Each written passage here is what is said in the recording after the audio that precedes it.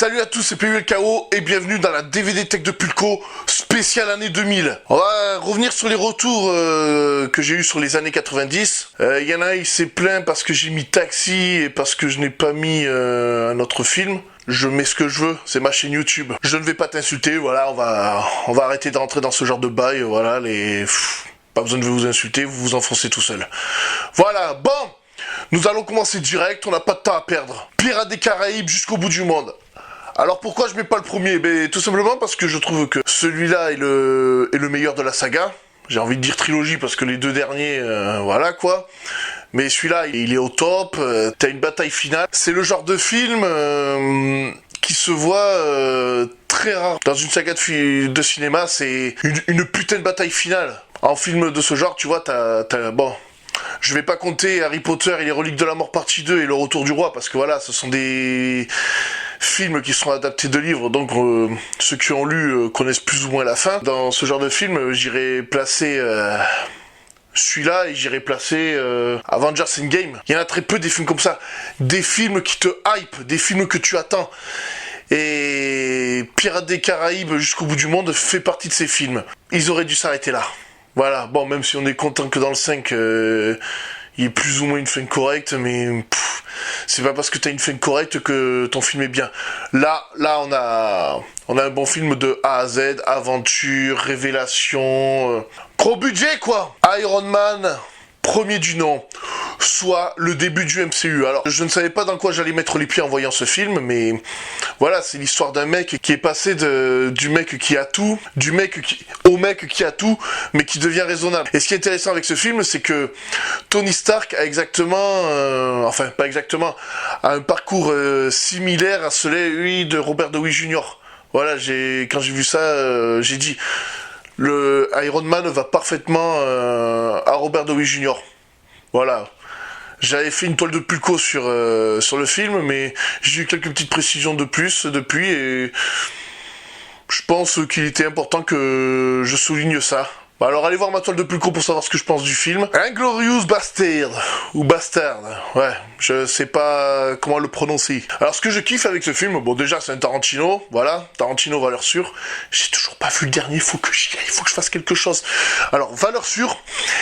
Et moi, ce que je kiffe dans ce film, c'est que moi, tu vois, je suis quelqu'un qui déteste le racisme, l'intolérance envers les minorités. Et dans ce film, le fait de voir des juifs péter la gueule à des nazis, c'est assez jouissif. Surtout à la fin avec Hitler. Je vais pas te spoiler parce que je pense que tout le monde n'a pas vu ce film. Et de ce fait, si vous ne l'avez pas vu ce film, mais allez-y, courez! Donc Inglourious Bastard, voilà. Moi j'aime bien le concept des mecs, leur spécialité c'est de casser du nazi. Et c'est jouissif de voir ça. Alors si t'as pas vu Inglourious Bastard, va le voir, cours, ne perds pas de temps. Batman Begins, est-ce que je suis obligé de t'expliquer pourquoi ce film est dans le classement? Je ne vais pas te le dire dans cette vidéo, va voir la vidéo spéciale Batman. Même si pour moi, Batman Begins en quelque sorte révolutionnait le blockbuster en lui-même. Voilà, mais c'est tout ce que je vais te dire dans cette vidéo. Donc je passe de suite au film suivant. Et si tu veux du Batman, va voir la vidéo spéciale Batman, où je suis avec Chou et Mas. X-Men 2. Pendant un grand moment, ce X-Men a été mon X-Men favori jusqu'à l'arrivée de Days of Future Past. Mais ça reste quand même le meilleur X-Men des années 2000.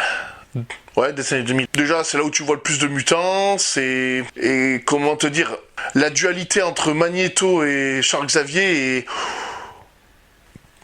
un peu plus intéressante parce que là, ils sont obligés d'affronter plus ou moins la même chose, voilà. Ils défendent tous les deux la cause des mutants, sauf que Charles Xavier veut y aller en mode paix et Magneto veut y aller en mode on vous baisse tous. Et pourquoi je parle de ça ? C'est plus ou moins le résumé du premier film, mais là ce qui est intéressant c'est que les deux sont plus ou moins obligés de s'allier. C'est plus ou moins ça, t'es obligé de t'associer avec certains ennemis pour en combattre d'autres. Spider-Man 2, toujours le monde des films de super-héros, mais en même temps, voilà, toujours pareil.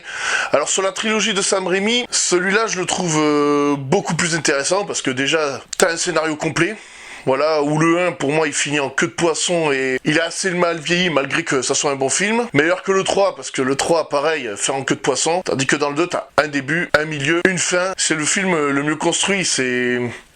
Et en plus, je crois qu'on le voit pas beaucoup en costume de Spider-Man. Donc, pour moi, c'est... Dans la trilogie de Sam Raimi, c'est celui-là le meilleur. Même si là, pour le coup... Ouais, non, c'est celui-là le meilleur, voilà. J'allais dire Far From Home est au-dessus, non, il est pas au-dessus. Non, Spider-Man 2, rien à dire.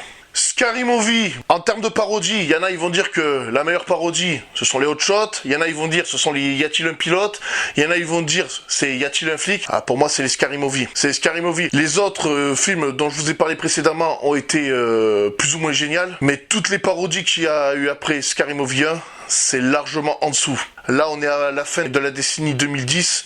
Même là, il n'y a rien qui a rattrapé le niveau de Scary Movie 1. Malgré que il y a certaines de ces parodies comme Big Movie, Scary Movie 3 même, le 2, le 4, voilà, tout. Ils m'ont fait décrocher un sourire. Le Scary Movie 1, tu rigoles, voilà, tu te tapes des barres à longueur de temps. Même si j'ai dit dans une vidéo que Scary Movie 1 était un film imparfait, parce que ce film, voilà, il est trop méta, Voilà, pour comprendre ce film, fallait être à l'époque, mais bon, moi j'ai toutes les références de Scary Movie 1 et de ce fait, voilà, je le kiffe. Je le kiffe, même si ce film n'arrivera pas à faire marrer les nouvelles générations. Donc Scary Movie, premier du nom, il est top en matière parodie. Il est le meilleur en matière parodie. Very Bad Trip. Alors pour moi, ce film, je crois que c'est l'un des derniers films qui a réussi à me faire rigoler dans une salle de cinéma. Bon, le 2, il est du même niveau, mais c'est un copier-coller. Et le 3, il est pas top. Ce film, je l'ai trouvé tellement marrant que... Enfin, il est tellement marrant que quand je suis allé le voir au cinéma... Tu vois, t'avais une blague, ça enchaînait sur une autre blague, et comme les gens ils rigolaient de la première blague, tu n'avais pas le temps d'entendre la blague suivante. Et j'ai un gros coup de cœur pour ce film, parce que au moment où il a été tourné, j'étais justement à Las Vegas. Je n'ai pas vu l'équipe de tournage, mais bon, il est sorti en 2009, j'étais à Las Vegas en 2008.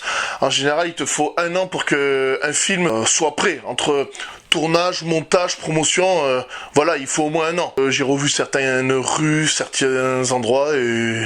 c'est ça qui m'a fait kiffer avec Very Bad Trip. Avatar. Alors là, ce qui est drôle, c'est que cette vidéo, je l'avais préparée avant que Avengers Endgame nique tout. Et j'allais dire, film ayant rapporté le plus de thunes de tous les temps. Non, le meilleur, là, pour le coup, c'est Avengers Endgame.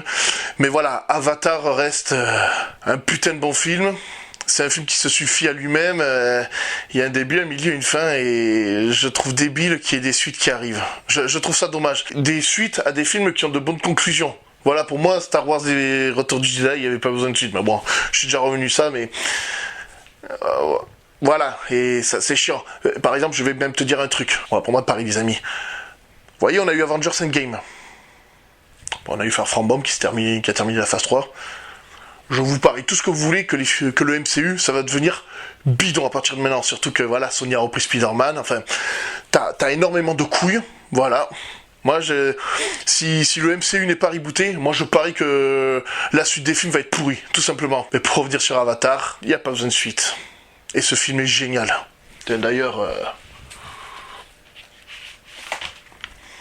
première édition du Blu-ray. C'est pour te dire. Celui-là, je l'ai pris à la sortie.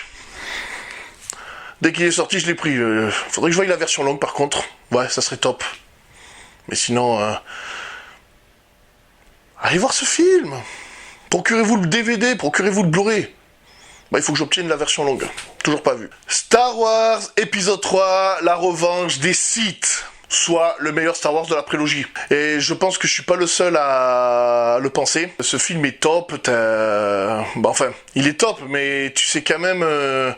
franchement, quand t'as vu la trilogie originale, épisode 1 et 2, en allant voir ce film, tu sais exactement ce qui va se passer. Avant d'aller le voir, je m'attendais à une petite déception, mais au final, ce film, c'est du grand spectacle. J'irais même te dire, est-ce que c'est pas le meilleur Star Wars ? Non, c'est pas le meilleur Star Wars, faut pas déconner, mais il est excellent. Voilà, il est même mieux que les... Ouais, il est mieux que la nouvelle trilogie. Voilà. Comme je l'ai déjà dit, Star Wars 9, je le sens assez mal. Oh, aïe. Celui-là était... Voilà, c'est une comédie basique avec Redman, Method Man. Tu as une bonne BO et... En gros, c'est l'histoire de deux Renois qui ne se connaissent pas à la base. L'un d'eux a un pote qui est mort par accident, et sans faire exprès, ils ont mélangé les cendres de ce pote à de la weed, et ce qui fait que le mec arrive à les aider à rentrer, à passer leurs examens et à rentrer en fac. Voilà, c'est une bonne comédie. Ouais, c'est une comédie ce film. Un bon divertissement. Apparemment, il y a un All White 2 qui va arriver, mais moi je le sais, ça va se prendre des douilles. Voilà, quand tu essayes de faire une suite à des films comme ça se prend des douilles en général. Réussir ou mourir. Celui-là, je t'en ai parlé en interview, je t'en ai parlé sous beaucoup de rapports, je t'en ai parlé dans la version commentée de 10 ans derrière le mic que j'avais fait à l'époque. En gros, c'est un film qui m'a influencé à faire du rap. Voilà, pour plus d'informations, je vous invite à regarder la toile de Pulco qui concerne ce film. Ouais, j'en avais fait une. Et en gros, ce film, c'est un biopic sur 50 Cent, même si... Enfin, c'est pas réellement un biopic, c'est un film qui s'inspire de la vie de 50 Cent. Parce que 50 Cent a dit lui-même que le film est vrai à 75%. Voilà, il y a quand même des bullshit dans ce film. Il a été trop romancé.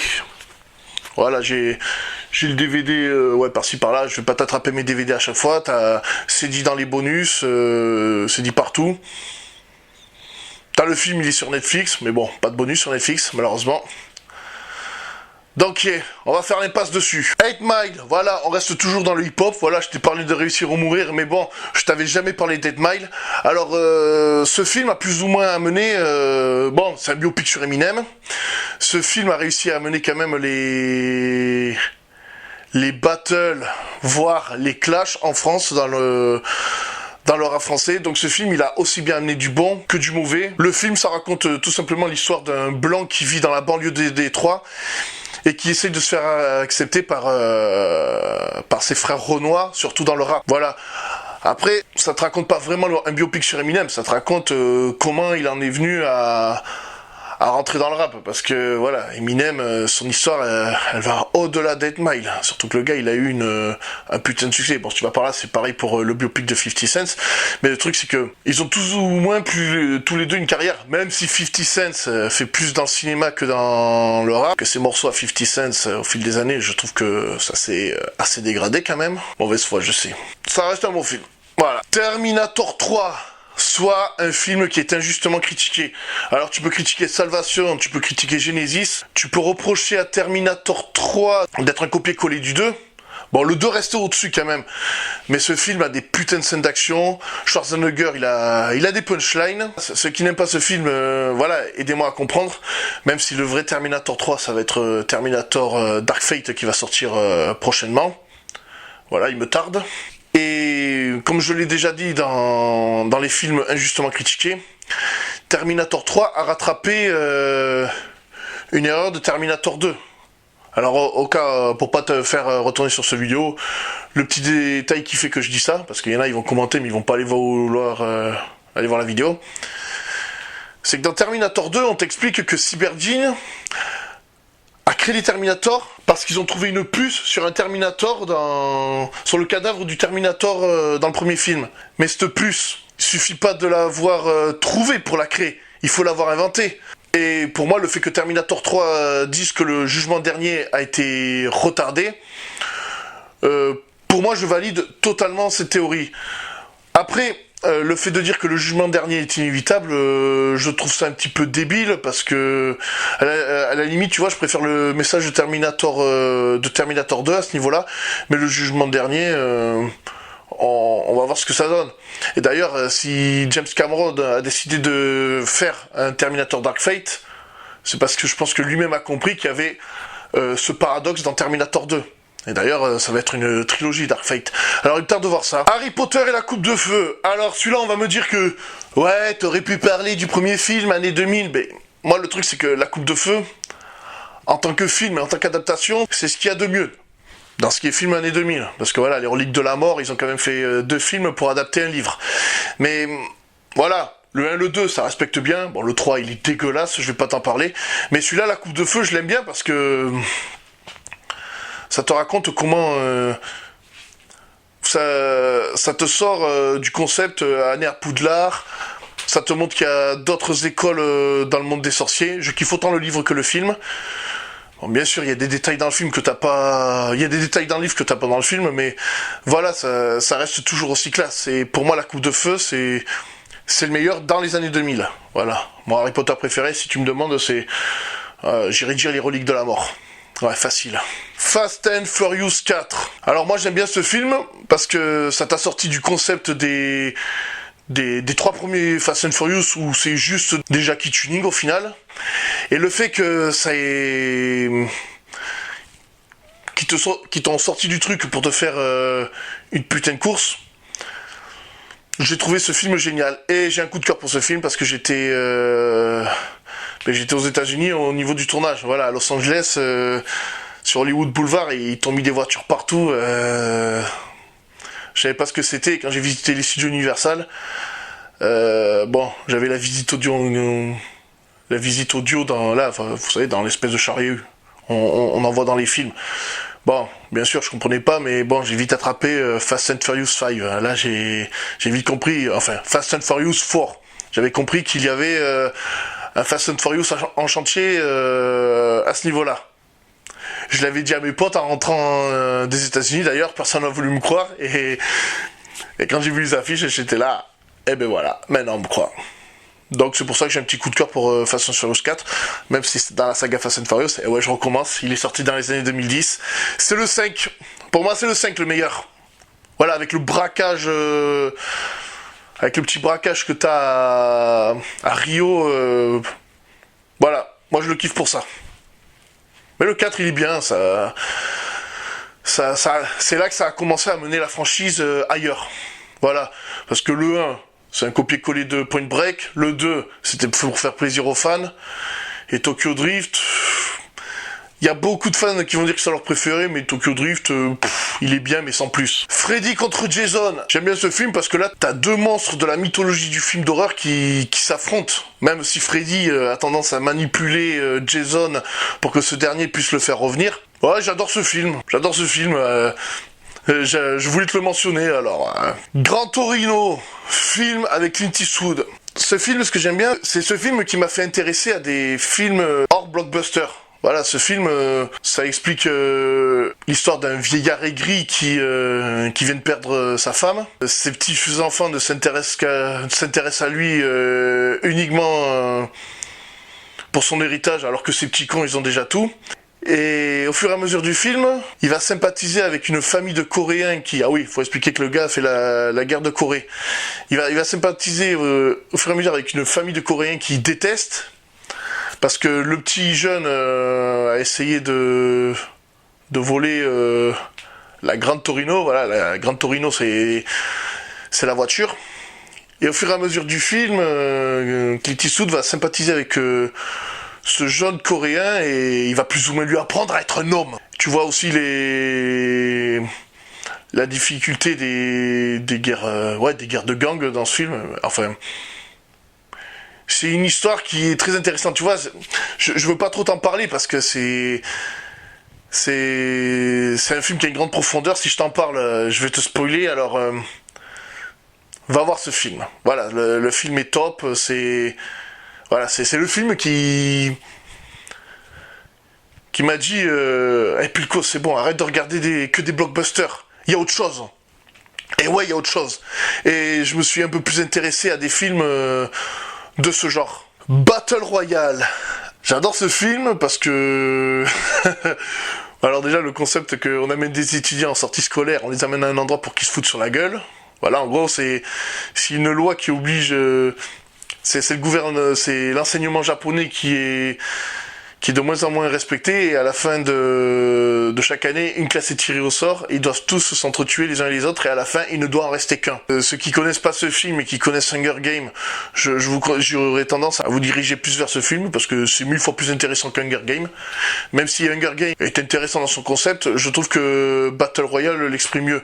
Même si sa suite, je la trouve nulle à chier, le premier film, il est top.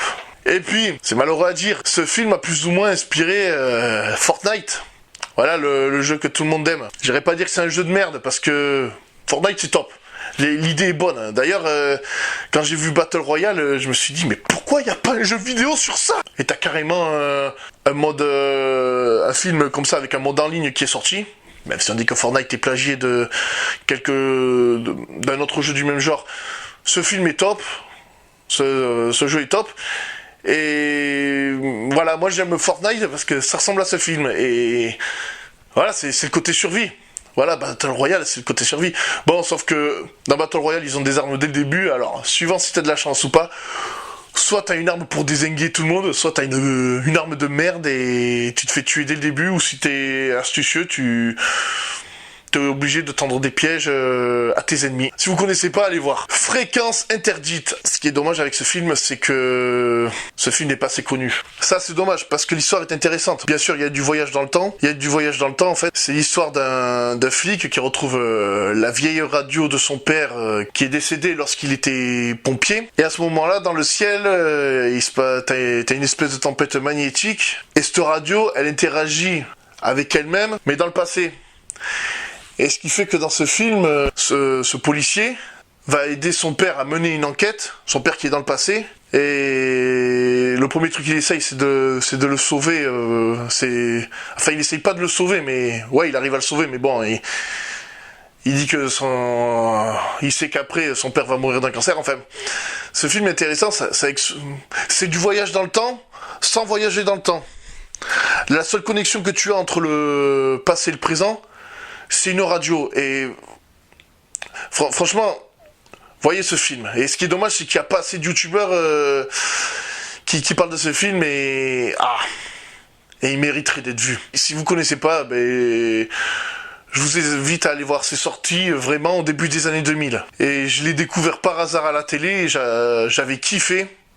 J'avais loupé le début, et j'ai tout fait pour voir le film. Je l'ai cherché dans les vidéoclubs, et regardez ce film. Voilà, nous arrivons en fin de vidéo. Comme d'habitude, je vous invite à vous abonner à la chaîne. En ce moment, je suis pas trop présent sur YouTube et les réseaux sociaux parce que voilà, il fait chaud, putain. Voilà, et rien que là, je transpire. Voilà, on est en septembre, j'arrive à transpirer encore. Là, j'étais obligé de faire un cut et ouvrir la porte pour avoir un petit peu d'air. Mais là, on va essayer de reprendre les vidéos à un meilleur rythme. Voilà, parce que moi, parce que le truc, c'est que je travaille tôt le matin, et je travaille tard le soir. J'ai quelques créneaux dans la journée pour me reposer, et ces créneaux-là, j'ai pas envie de les utiliser à faire des vidéos. Je me démerde d'aller faire le dimanche après-midi, mais je vais essayer de modifier mes horaires de travail pour voilà, parce que là, je vous prépare du sale sur YouTube. Je vous prépare du bon contenu. Voilà. Alors abonnez-vous à la chaîne. Je suis sur Twitter, Facebook, Instagram, tout ce que tu veux, like et tout. Je vous prépare du sale aussi. Il y a une FAQ en préparation. J'ai déjà eu des questions intéressantes. Alors s'il vous plaît, posez vos questions dans les commentaires sur le hashtag questions pour Pulco. C'était PULKO. Sur ce, ciao.